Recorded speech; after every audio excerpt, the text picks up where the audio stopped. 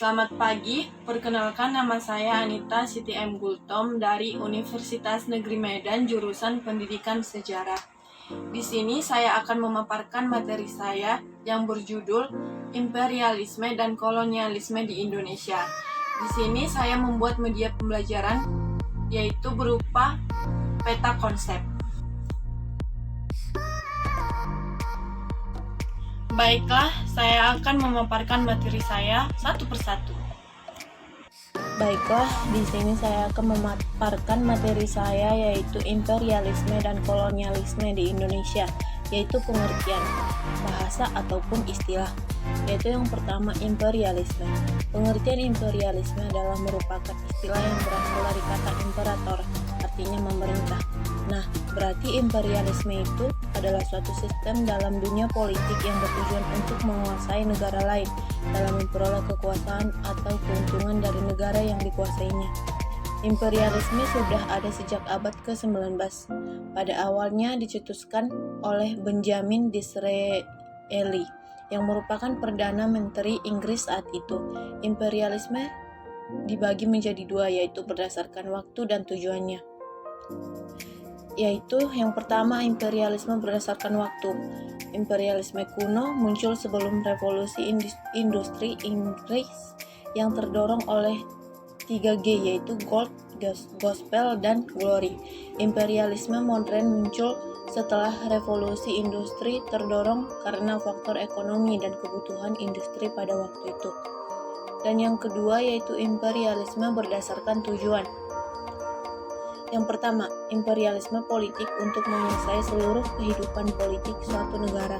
Yang kedua, imperialisme ekonomi untuk menguasai sektor perekonomian negara lain. Yang ketiga, imperialisme kebudayaan untuk menguasai nilai-nilai kebudayaan suatu negara. Yang keempat, imperialisme militer untuk menguasai negara lain karena dianggap memiliki wilayah strategis yang bisa memperkuat pertahanan. Dan pengertian kolonialisme.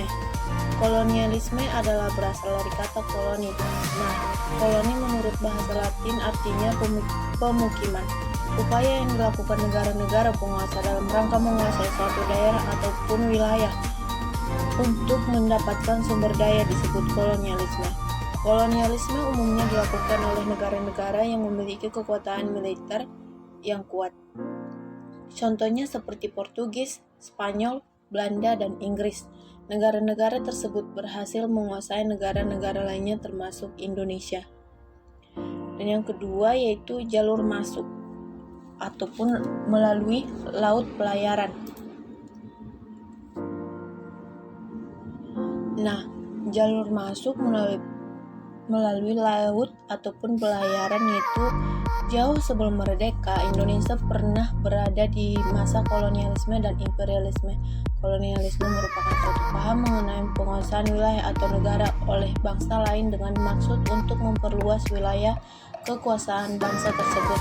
Sementara itu, imperialisme adalah sistem politik yang bertujuan menjajah negara lain untuk mendapat kekuasaan dan keuntungan yang lebih besar. Di dunia, kolonialisme dan imperialisme berkembang sejak abad ke-15 oleh bangsa Eropa ke berbagai wilayah termasuk Indonesia.